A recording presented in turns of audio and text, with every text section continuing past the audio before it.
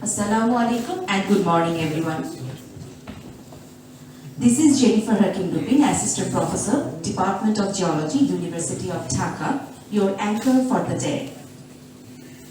This is my great privilege to welcome you all to the Silver Jubilee Seminar of Institutional Cooperation between Royal Institute of Technology, KTH, Sweden and University of Dhaka, Bangladesh. The journey started in 1998 when two research leaders from KTH, Professor Dr. Prashun Bhattacharya and DU, Professor Dr. Qazi Motinuddin Ahmed met at the first International Groundwater Arsenic Conference in Dhaka. The first KTH DU seminar on groundwater arsenic in Bangladesh was organized in 1999. And it is a matter of great joy that the two prime institutes continued the journey in various different formats. The topic of today's seminar is Arsenic in Groundwater, Sustainable Mitigation and System Strengthening for Enhancing Drinking Water Safety in Bangladesh. It gives me immense pleasure to extend to you a very warm welcome on behalf of our department, a spot renowned for active participation in arsenic-related research in Bangladesh in collaboration with KTH and other institutes from Asia, Europe, and North America. We are very glad that we have with us today Professor Dr. A.S.M. Maqsood Kamal, Honorable Vice Chancellor of University of Dhaka, as our chief guest. As special guest of this event, we have Ms. Maria Stridsman, Head of Development Cooperation, Embassy of Sweden, Dhaka. As special guest, we also have Professor Dr. Muhammad Zillur Rahman, Dean, Faculty of Earth and Environmental Sciences, University of Dhaka. We have with us the speakers, Professor Dr. Prashun Bhattacharya of KTH and Professor Dr. Qazi Motinuddin Ahmed of DU. Professor Dr. Subrata Kumar Saha, Chairman, Department of Geology, University of Dhaka, will chair the event. Dr. Muhammad Aziz Hassan, Professor, Department of Geology, University of Dhaka, and a KTH alumni, is also present with us and will offer the vote of thanks. The Department of Sustainable Development, Environmental Science and Engineering at the KTH Royal Institute of Technology, Sweden, and the Department of Geology, University of Dhaka, Bangladesh, has been collaborating in various research projects, providing arsenic-safe Bangladesh drinking water to the peoples of Bangladesh living in their arsenic-affected regions. This event has been convened to celebrate the 25 years of institutional cooperation between these two renowned universities. Results from the long collaboration will be shared alongside discussing the scopes of future collaborations. May I now request Professor Dr. Subrata Kumar Saha, Chairman, Department of Geology, University of Dhaka, to deliver his welcome speech. Chief guest, Professor A.S.M. Maqsood Kamal, Honorable Vice Chancellor. Ms. Maria Stridsman, Head of Development Cooperation, Embassy of Sweden. Professor Zillur Rahman, Dean, Earth and Environmental Science Faculty. Executive guests, students, faculties,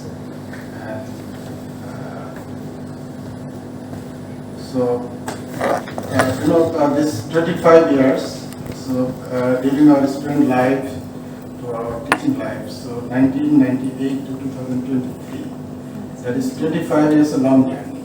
Maybe this is the longest collaboration between the university and any public university of abroad. So in this case, Dhaka University, Geology Department of Dhaka University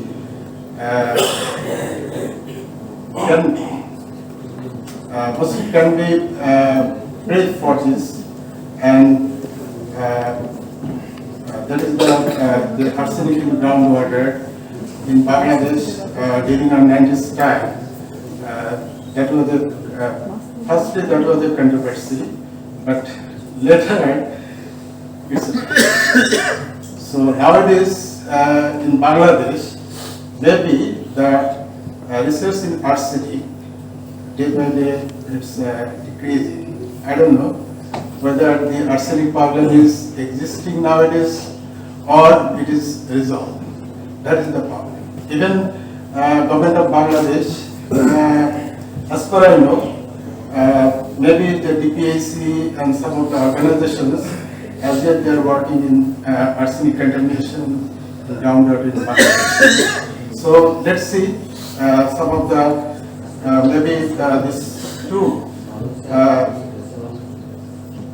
paper, that is sustainable mitigation and system strengthening for enhancing drinking water safety in Bangladesh, contributions to the KTH Dhaka University on collaborations.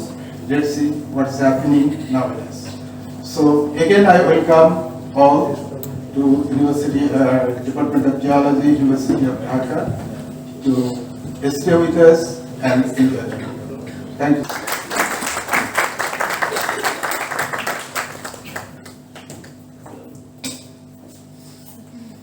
Thank you so much, sir, for your welcome address. Now, I would like to invite Professor Dr. Prosun Bhattacharya of KTH, Royal Institute of Technology, Sweden, to enlighten us with the journey of the institutional collaboration from 1998 to 2023. All right, a very good morning. It's really a dream come true for me to be here after 25 years. Because when I remember the arsenic conference, you're going to do Vishuddha, it's fresh water for life. And that was a conference which was organized in 1998 by late Professor Dhaka. And of course, and then Professor Qazi Kamruzaman from Dhaka Community Hospital here. And I just came as a conglomerate here. But Dipankar said, saying, Prosun, তুমি আমাকে বিপদে ফেলবে, তাড়াতাড়ি abstract Pathao. I will send the abstract as soon as possible so that you can come. And that was the start when I met Professor Mutin and all here in Bangladesh. And this conference has not only brought in us, but also several others, global arsenic scientists, including people from Mariwata, from Karolinska. He was one of the other person who was actually strongly involved in arsenic research in our project, Arsenic in Matlab, that was CETA sponsored in 2020. It was 2002 to 2007. So that, so accordingly, so we were, and that was the time when we started learning what is arsenic, how is it getting mobilized. There was a huge amount of the dilemmas of our discussion. Is it oxidizing or is it reducing? How is the arsenic getting mobilized and how is it coming into groundwater? So on. So with that, so now we are here in this beautiful Professor auditorium here. It's really a marvelous piece of work here in this department to be standing here and addressing this one. Significantly, be it in the field of groundwater fluoride, or arsenic, or salinity, radiogenic contaminants, and also different groundwater contamination related to geothermal energy resources. My apologies for my bad voice, but still I'm able to talk. I hope I'm audible at the back. Do you hear me? Yeah. And I mean, along with these tracks, I've been teaching from 2006 to 2012 here. And many of the batches have been there. And we had a program called Lagos Palma Academic Exchange program, where we used to have teacher-student exchanges. So Swedish students used to come here and the Dhaka University students used to go there for different courses or master thesis. So one thing which we could not accomplish then was about the credit transfer systems. So that is one thing which is undone. So which can be done. So we have studied all our different aspects of arsenic research has been carried out mostly through this master thesis. And also we have Professor Aziz Hassan, who is the first PhD student. Here he is. Here, to 2008, PhD student. And then we also had my first PhD student, Professor Jakaria, is probably not, is here. Jakaria was the first PhD student who graduated at KTH and carried out research together. Well, good at KTH. So and I am actually representing the Department of Sustainable Development, Environmental Science and Engineering, and where we have been focusing, my main research focus is on arsenic dynamics in soil and groundwater environment, hydrogen modeling of the contaminated groundwater systems, then screening and characterization of safe aquifers from water supply. We have been looking for mitigation options for safe drinking water safety and sustainability.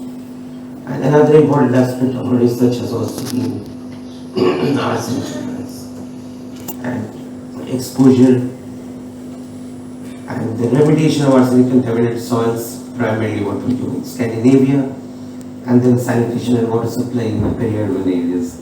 So these are the broader subject areas where we work with. And countries, the two Bs, Bangladesh and Bolivia. We have the two countries where we are extensively working. Then I'm also working with India. Of course, we have Swedish in arsenic in Sweden as well. And I've worked in Amalparasi in the Terai region of Nepal and other parts of Latin America, in Argentina, Bolivia, in Australia and Taiwan. These are some of the things. Among the funding agencies, SIDA is one of our principal donors and principal supporters for both bilateral development funds and also research with the earlier one. So because later on the first channel there has been VR, the Swedish Research Council, nowadays again under reorganization during this time. So we hope to see what emerges out. So then we had VR SIDA, Swedish Research Link Program, and that link program the product is Aziz Hassan. And then we have another project, Mistra, which is called the Strategic Environmental Research Foundation. This was another mega grant which we got, and in this program we looked into the arsenic in Bangladesh and also Argentina and on the other side. And then for us we had a couple of other projects between 2007 to 2012, and these were located in different parts of India and also partly Bangladesh and also in Assam. That was an Indian project. And then Joint Pharma Side project. So that was another project. And this was a change survey. So these are the main counterparts with whom we have collaborated and collaborated at a time with all these collaborating partners. So right now also it's different, but the constellation is changing. Now we have added UNICEF, we have added DPHE. So that's one thing. I mean, I'm coming to that. So you already, I don't want to repeat this statements. So you have already talked about it, but what I will emphasize here that one small spark through the SIDA research application can make a devastating effect. I mean, not devastating in a way, massive impact for research. And this impact, I mean, if we think about this, and this time we make Bangladesh free from arsenic. So Bangladesh should be arsenic free by the year 2030, if you are all together. And secondly, another important point, we must now think about bringing down the Bangladesh drinking water standard. 50 is a too high standard to comply with international budget. And since we are talking about Bangladesh, we must sequentially bring it down so that it doesn't become a sudden shock for the government for compliance. So we need to bring it to first, maybe 25 to start with. Then we can see that yes, some of the areas where you have potentially safe aquifers, we can try to see that we can reduce it. But that's a potential way out what we can think about. So this research projects what we are coming. So the chronological works here what we see is the research projects, as I mentioned, the CSR research on arsenic mobilization 1990-2001. And then the Davis Palme Academic Exchange Program was mentioned, 2003 to 2011. Shadwin is here as one of our Palme students. So then Mukhlis was also when he's in Joshua University. And then Rajiv Hassan Majumdar, he graduated from Columbia University. And then who else? And my our own student, Matthias from Romsen from Sweden. He's also a beneficiary of the CSR doctoral support grant, who graduated while working in Rumble. He completed in 2013. And then Swedish Asia Research Link program. And that was by Aziz Hassan I mentioned. And then Sustainable Arsenic Mitigation Action Research Project, and that was from 2008 to 2017. And key work which was done was Mohammed Hussain, who did his PhD as a part of that project. Okay, and since then, CEDA, thanks to CEDA, that you have always encouraged us, never stick only to the academia, go out, explore. So I think this is a new tendency that yes, we want that our research must be applicable. Right? It's not only that it should be contained in a journal, it should be used, it should be worked. So that gave me an idea. So I'm really a bit, pampered in that way. I cannot really stick only research sensu stricto, but to do it in application. And that's what the agenda already says, that research must be collaborative, must be applicable. And arsenic research, at the right, I think there will be more than 200,000 or 300,000 papers on arsenic. But, if you see the critical measures of low concentration, removal technologies, nothing is checked on a plant scale, in application. So that's one thing which we need. Right now I have also supervised another student from Netherlands, and that was Ashran Ahmed. And there we have been working on our removal of arsenic to level less than 1 microgram per liter. And this has become a national guideline in the Netherlands. So given that we have that technology, we can import that technology through the Dutch connection. So we can do that.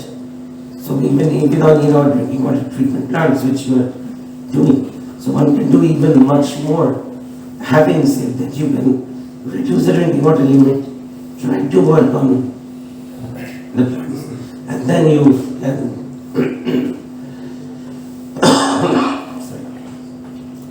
then you can use this technology for arsenic removal. Then, of course, I never encourage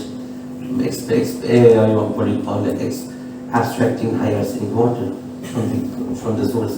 We always say that we want to have a source which is low concentration, and that is the Sasmit where we took low arsenic concentration. So with that, I would like to, this is some of the main aquifers global things, and then some of these are passing things, and then some of the important things about the volcanic eruptions. this is our studies from Santiago. And this is the erstwhile facsimile, the cover page of our arsenic KTH University volume. I think it is one of the highly cited volume. I mean, if you see this volume, still it is, many of these chapters are getting, cited. And this is one important about understanding the problem tree. And this I remember when we wrote the Asmat project proposal. This is verbatim, and it was a part of Asmat project proposal. So what we see, we have arsenic in groundwater. We have this arsenic used for cooking, and through the fruit chain, etc. And then we can go. And then getting into the different aspects, what we have worked out in the past 8 time, we have the understanding the sediment color tool we have talked about, and then searching sustainability. We have understanding the local drillers, economical and socially sustainable, easily recognizable geological features, that is sediment color, correlation of sediment and groundwater chemistry, and so on. So these are the chain of sustainability was established here. And that's where we come to UNICEF and DPHA. And this was a transition from pure academic research or action-based research to real-time implementation. And we're extremely thankful to UNICEF that we are working together on these aspects. And then this chain even continues, so we must all open up. So my PhD students here, they list 3 countries, 3 CEDA countries, Bangladesh, Bolivia, Tanzania. So last year I had 4 graduates from Tanzania, and then Bolivia, 3. The current generation students are students of my former PhD students also. And in Bangladesh we have the whole list of 5 students. That total accumulates 20 in my, I think, lifetime. With that,